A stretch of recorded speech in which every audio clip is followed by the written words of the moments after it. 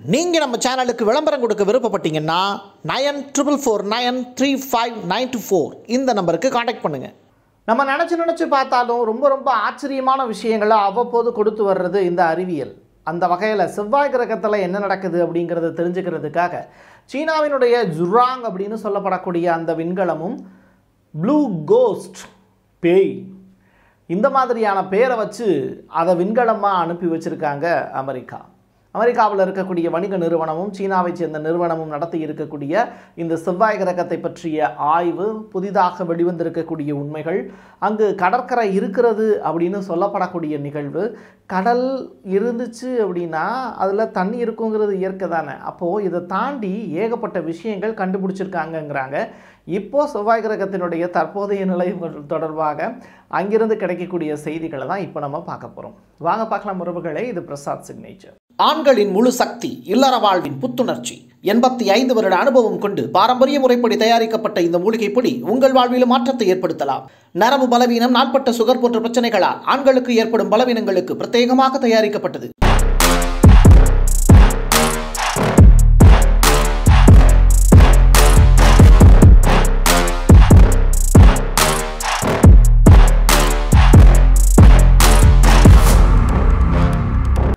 Firefly அப்படிங்கிற ஒரு aerospace நிறுவனம் ஒரு பிரம்மாண்டமான ஏற்பாடுகளை செய்கிறாங்க.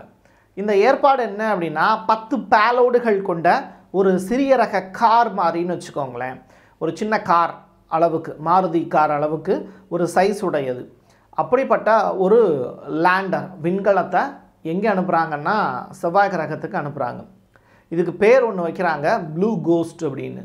இது முழுக்க நாசாவால் கிடையாது, தனியார் நிறுவனத்தால் ஏற்படுத்தப்பட்ட ஒரு விண்கலம்.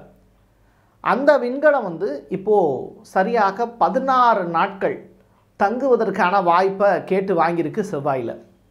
அப்படி செவ்வாயில் ஒரு 16 நாட்கள் அந்த லேண்டர் லேண்ட் ஆயிடுச்சு. அடுத்து ரோவர் மூவ் ஆகும். நம்முடைய சந்திராயன் இருக்கு இல்லையா, அது மாதிரியான நிகழ்வுகள் இந்த ப்ளூ கோஸ்ட் ஏகப்பட்ட விஷயங்களை கண்டுபிடிச்சி நம்ம உலகத்துக்கு சொல்லப்போகுது, பூமிக்கு சொல்லப்போகுது. ஸோ இப்படிப்பட்ட ஒரு நிகழ்வு அடுத்து சூப்பராக அரங்கேறி இருக்குது அப்படிங்கிற செய்தி.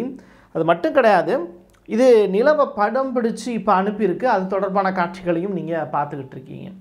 இது இன்றைக்கி நேற்று நடக்கக்கூடிய விஷயமா அப்படின்னு கேட்டால் அமெரிக்காவில், சீனாவில், ரஷ்யாவில் தொடர்ச்சியாக நிலவை பற்றிய ஆய்வுகள்ங்கிறது நடந்துக்கிட்டு தான் இருக்குது. ஆனால் அங்கே கடற்கரை இருக்கிறது அப்படின்னு சொல்லி ஒரு கண்டுபிடிப்பு, அதுவும் 400 மில்லியன் ஆண்டுகளுக்கு முன்னாடியே அங்கே கடற்கரை இருந்திருக்கு அப்படிங்கிறதுக்கான ப்ரூஃபை வெளியிட்டிருக்காங்க. அதை பற்றி தான் அடுத்து பார்க்க போகிறோம். சீனாவினுடைய ஜுராங் அப்படின்னு சொல்லப்படக்கூடிய ஒரு விண்கலம். இந்த விண்கலம் பூமியில் இருந்து சரியாக ஒரு 3 அல்லது 4 2021ஆம் ஆண்டு அனுப்பப்பட்ட விண்கலம். அந்த விண்கலம் என்ன பண்ணுது அப்படின்னா, தன்னுடைய அந்த வச்சுருக்கோம், நிறையா எக்யூப்மெண்ட்ஸ் வச்சுருப்பாங்க. அதுலேயே நம்ம சந்திராயன்லேயும் அதே மாதிரி ரேடார், ரோவர்லாம் வச்சுருந்தோம்ல, அது நடந்து போகிறதுக்கான வாய்ப்பை உருவாக்கி கொடுத்தோம்ல. ஸோ அது மட்டும் இல்லை, அது செவ்வாய் கிரகத்தில் கிடைக்கக்கூடிய கனிமங்கள் என்னென்ன அப்படிங்கிறதையும் ஆய்வு பண்ண அனுப்பிச்சிருந்தோம். அதை தாண்டி இப்போ சைனா என்ன பண்ணியிருக்காங்க, இந்த ஜுராங் அப்படிங்கிற விண்கலத்தில் பொருத்தப்பட்டு இருக்கக்கூடிய ரேடார், அதை வச்சு அந்த தரைக்கு அடியில் கனிமங்கள் ஆய்வு அப்படிங்கிறத தாண்டி அந்த அந்த தரைக்கு அடியில் ஒரு 262 அடி அப்படின்னா கிட்டத்தட்ட ஒரு போர் போடக்கூடிய அளவிற்கு உள்ளே தோண்டி எடுக்கிறாங்க. எதை? அங்கே இருக்கக்கூடிய மண் துகள்களை தோண்டி எடுக்கிறாங்க. அப்படி அவங்க தோண்டி எடுக்கும்போது அவங்க கண்டுபிடிச்ச அந்த விஷயந்தான், அந்த மணல் நைஸாக இருந்திருக்கு. கடற்கரை மணல் மட்டும்தான் ரொம்ப நைஸாக இருக்கும் இல்லையா. ஸோ இவங்க இது ஒரு எரிமலை குழம்பாக இருக்கலாம், இல்லை பாறையினுடைய உடைந்த துகளாக இருக்கலாம் அப்படின்னு சொல்லி ஆய்வுக்கு நிறையா உட்படுத்தியிருக்காங்க. ஆனாலும் கடைசியாக அவங்க கண்டுபிடிச்ச ரிசல்ட் என்ன தெரியுமா, இது ஒரு கடற்கரை அப்படின்னு கண்டுபிடிக்கிறாங்க.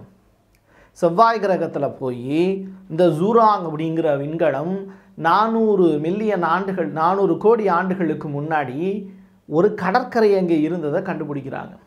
கடல் தண்ணி அங்கே இருந்திருக்கு அப்படிங்கிறதுக்கான ப்ரூஃபை கண்டுபிடிக்கிறாங்க. இது ரொம்ப ஆச்சரியமான விஷயம்தான். செவ்வாய் கிரகத்தை பற்றிய ஏகப்பட்ட ஆய்வுகள் நமக்கு வியக்கத்தக்க உண்மைகளை கொடுத்துக்கிட்டு இருக்கு. இன்னும் அடுத்தடுத்து கேட்கும்போது ரொம்ப ஷாக்காக இருக்கும். அதுவும் 2022 வரைக்கும் இங்கே அனுப்பப்பட்ட சீனாவினுடைய விண்கலம் வந்து தூக்க நிலையில் தான் இருந்தது. ஏன்னா அப்போ அங்கே கோடை காலமல்ல, அங்கே வசந்த காலம். அப்போ குளிர்காலமாக இருக்கக்கூடிய அந்த நேரத்தில் அந்த இருக்கக்கூடிய அந்த சூரிய பிளேட் இருக்குல்ல, சோலார் தகடுகள், அதில் அங்கே வெயில் அடிக்கும் போது தான் அது ஆக்டிவேட் ஆக முடியும். ஸோ அப்படி ஒரு வாய்ப்பை வந்து இப்போ உருவாக்கி இந்த 2024-25 தொடக்க காலகட்டத்தில் தான் இங்கே கடற்கரை இருக்குது அப்படிங்கிற விஷயத்தை இப்போ கண்டுபிடிச்சி சீனா சொல்லியிருக்காங்க. அது மட்டுமல்ல, ரொம்ப இன்னொரு சில ஆய்வுகளும் நடத்தியிருக்காங்க. அதில் 262 உடைந்த ஏரிகளை ஆய்வு செஞ்சு அதில் வண்டல் மண் வந்து நகர்றது அதிகமாக இருக்குது இங்கே அப்படிங்கிறத, அந்த லேண்டர் வந்து மூவ் ஆகும்ல, மூவ் ஆகிட்டு இருக்கும்போது இப்போ ஒரு ஹெலிகாப்டர் வியூவில் அதை நம்ம காட்சிப்படுத்த முடியும்னு வச்சுக்கோங்களேன். அந்த மாதிரி வியூவில் வந்து நிறையா வீடியோஸ் வந்து நீங்கள் ட்விட்டர்லேயே பார்க்க முடியும். அப்படி போகும்போது அதில் கிடச்சிருக்கக்கூடிய அந்த கேப்சரை வச்சு அந்த மலைப்பாங்கான இடமும் இருக்குது, சமவெளியும் இருக்குது, அதற்கு கீழே வந்து பார்த்திங்கன்னா பள்ளத்தாக்கு பகுதிகளும் இருக்குது. அப்போது இந்த பள்ளத்தாக்கு பகுதிகளில் போய் ஆய்வுகளும் நடக்குது. அதில் இந்த பாறை இடுக்குகளுக்கு அடியில் பல அடி ஆழத்தில் சூரிய ஒளி படவே இல்லை. கரெக்டாக? ஏன்னா கீழே உள்ளுக்குள்ளே இருக்கும்போது சூரிய ஒளி படுவதற்கான வாய்ப்பு அங்கே இல்லை. அப்படிப்பட்ட இடத்துல மீத்தேன் எப்படி கிடைக்கிது, மீத்தேன் அப்படியே ஓப்பன் சோர்ஸாக கிடைக்கிது அப்படின்னு சொல்லி பார்க்குறாங்க. அது மட்டும் இல்லாமல் வசந்த காலத்தினுடைய பிற்பகுதியிலையும் கோடை காலத்தினுடைய ஆரம்பத்திலையும் மீத்தேனுடைய துகள்கள் அதிகமாக தென்படுது.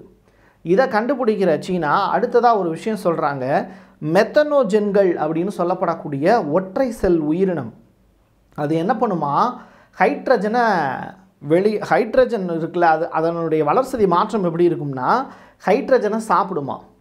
அப்படி இருக்கும்போது இந்த H2Oங்கிறது நீர், CH4 அப்படிங்கிற மூலக்கூறு சேர்ந்தது தான் இந்த மீத்தேன். அப்போது இது இந்த ஹைட்ரஜனை சாப்பிட்டு இந்த கார்பன் இருக்குல்ல, இதோடு சேர்த்து வேதிவினை ஏற்பட்டு வளர்சிதை மாற்றத்தின் அடிப்படையில் மீத்தேனை அதிகமாக உற்பத்தி செய்கிறது அப்படிங்கிற ஒரு ரிசல்ட்டை கண்டுபிடிக்கிறாங்க.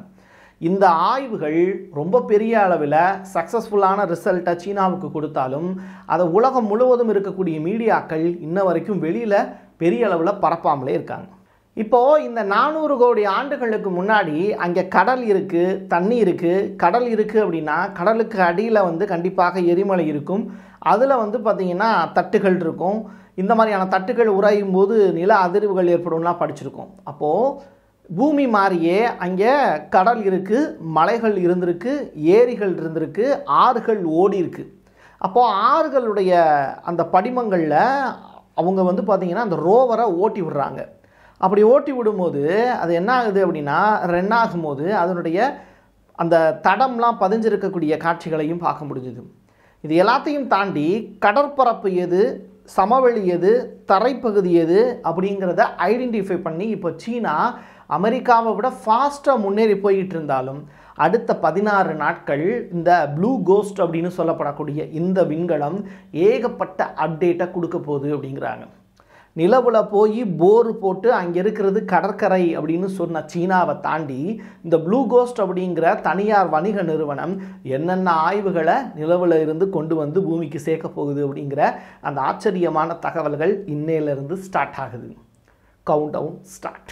நிலவை பற்றி என் கையெழுத்து, என் மக்களுக்கான உறவுகளே, உங்களுக்கும் நிலவை பற்றி ஏகப்பட்ட விஷயங்கள் தெரிஞ்சிருக்கும் இல்லையா? அந்த மாதிரியான ஆச்சரியமான விஷயங்களாக நீங்கள் கருதுனீங்கன்னா அதையும் கமெண்ட் பாக்ஸில் பதிவு செய்யுங்க.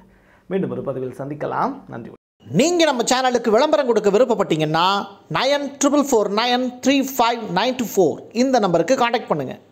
ஆண்களுக்கு சக்தியை அதிகரிக்கும் மூலிகைகளை தேர்ந்தெடுத்து நேர்த்தியான முறையில் தயாரிக்கப்பட்டது ஊட்டி நேச்சுரல் பவுடர். மூலிகைகளில் அனுபவம் கொண்ட டாக்டரால் உருவாக்கப்பட்டது. நேரில் வருபவர்களுக்கு மருத்துவ ஆலோசனை வழங்கப்படும். கொரியர் மூலமாகவும் பெற்றுக்கொள்ளலாம். தமிழ்நாட்டிற்குள் கேஷ் ஆன் டெலிவரி வசதியும் உண்டு.